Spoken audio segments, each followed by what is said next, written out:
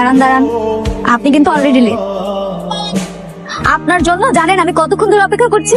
আপনার অনেক কাজ আছে। এই যে ঠিক আমার পাশে এসে বসেন এখানে। শুনেন, এই যে ঘুমটাটা আছে না, ঘুমটাটা খুব সুন্দর করে তুলবেন। তুলে কি বলবেন জানেন? বাহ, খুব সুন্দর চাঁদের মতো একটা বউ পেয়েছি, এত মিষ্টি।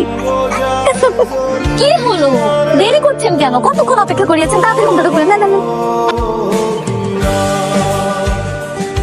কি বলেছিলাম না, চাঁদের মতো মিষ্টি বউ পেয়েছেন?